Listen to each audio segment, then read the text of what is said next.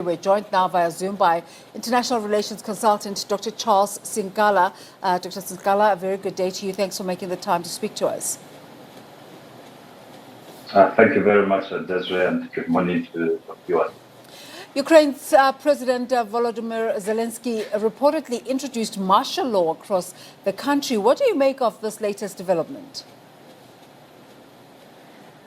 Yes, Desiree, thank you. Well, it's unfortunate that diplomatic calls to end the conflicts between Ukraine and Russia has been thwarted due to the third law of conflict. That wherever there's war, there's a third party involved, and the President Putin has stood by his word, what he wants, and he has many times invited President Zelensky, his counterpart, from the other side. But any discussion or dialogue that is being called should be on the basis of the interest of the two countries rather than the interest of the West or the Americans or NATO in a nutshell.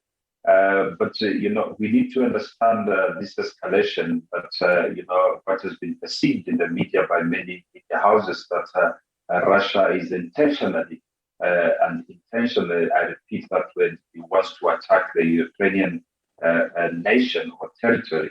To me, when I look at the whole situation and the relation with Ukraine and Russia has gone back many years. In fact, the western part of Russia, which borders the eastern part of Ukraine, especially those two nations which has sought to be independent, 60% of them, they speak the Russian language.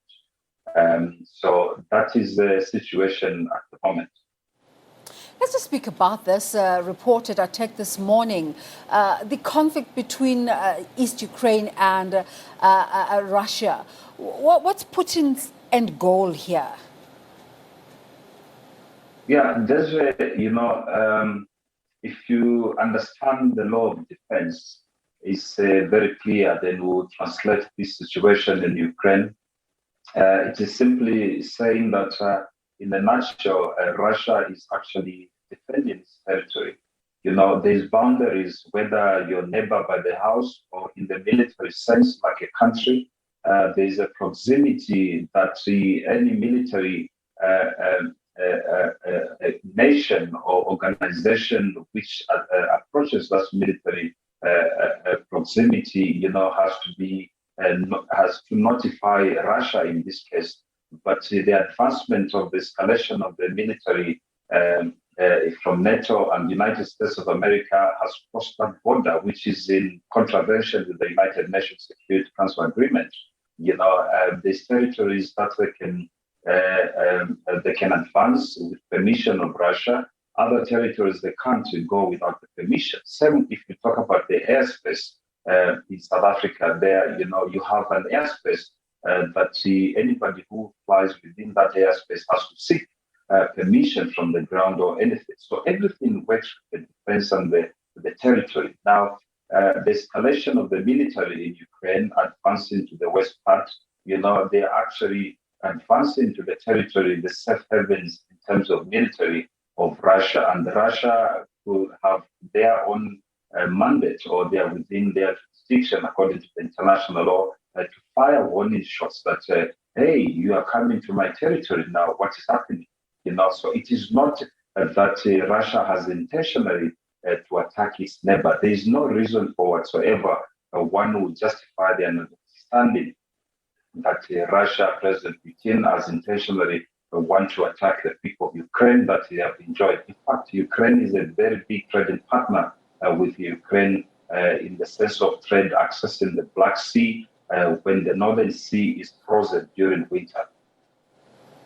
We don't have a very clear line, but we're going to just continue to continue with the conversation just in terms of reactions to this event. For quite a while now, globally, there's been efforts at diplomacy. Even South Africa joined the fray earlier this week, talking about that they believe in multilateralism and we're encouraging conversation to try and reach some sort of an agreement.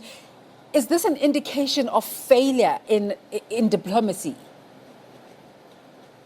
Yeah, I think there's absolutely a breach in diplomacy. We thought that these issues are supposed to be addressed on the bilateral and multilateral relations. As most of the countries now, the 119 countries who are part of the United Nations Security Council, they are signatory to that peace protocol. That would there be any conflict between nations? One, they have to seek to talk about it in terms of diplomatic relations and invite other nations. But there's a new kid on the block on the world called United States of America, and this also speaks to them that them they invented Iraq, they invented Libya, and they invented Venezuela, and many other nations, including Afghanistan. At no stage has they suffered sanctions that the sanctions are being imposed on Russia for trying to protect themselves and the both peoples of Ukraine and Russia. The United Nations have tried to chip in now, but you can't chip in the battlefield. It is suicidal. These issues are supposed to be addressed before they escalate because there was a lot of warning signs, leading to this. And yes, of course, South Africa is a signatory to United Nations Security Council and Peace Accord. They are not taking any sides at this stage, but all they are saying through the Department of Foreign and International Relations that the two countries, including the third parties that are involved, the NATO, the North Atlantic Treaty Organization, as well as the United States of America, they should seek not to intervene or go to those safe zones of Russia to provoke them to attack, but they should seek diplomatic cause to dialogue and find a solution. But seeking a diplomatic call and solution, President Putin has come straightforward that he can only entertain a call from President Zelensky if that call would be to unite the two countries rather than him serving the interest of the United States of America or NATO or any other organization.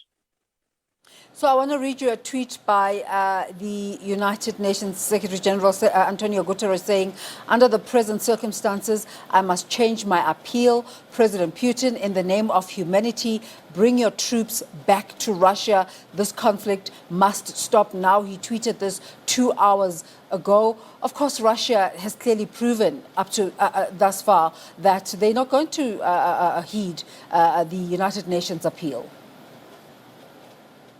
Look, it's a careless tweet for me, especially from such an organization that we all nations in the world has put confidence in terms of peace and security. And if they can, the head of the United Nations, Guterres, can sit on his sofa comfortably, wherever he is, and just tweet and say Russia must retreat. I think it's a very careless statement. He's taking sides. To side the escalation of the military in Ukraine, which poses a high risk for the peoples of the world and as well as the peoples of Ukraine and Russia. It should have had a more diplomatic call to mediate the conflicts between the two countries. Russia cannot retreat. They are invading its territory. Once you invade somebody's territory, there's no way you can ask them to retreat. The people who are invading the territory of Russia, including the surrounding neighboring countries, those are the ones who are supposed to retreat.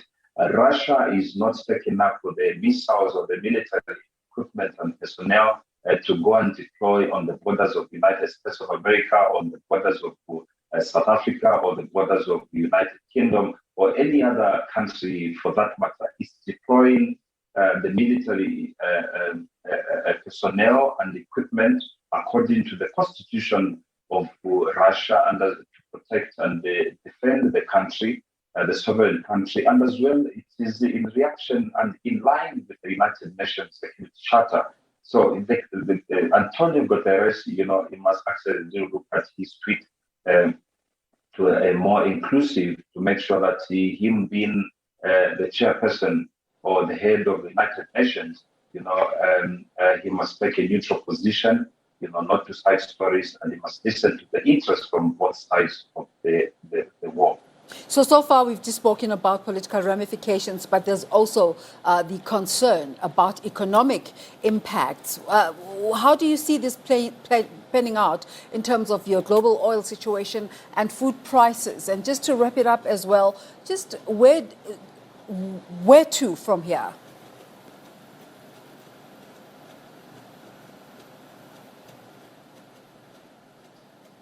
Yes, indeed, there's a very good point funded by Yeah, the connection has been unstable throughout the conversation, but that's international relations consultant Dr. Charles Sinkala. And we'll continue to talk about events in between Russia and Ukraine. This morning, Russia launched that military operation on Ukraine.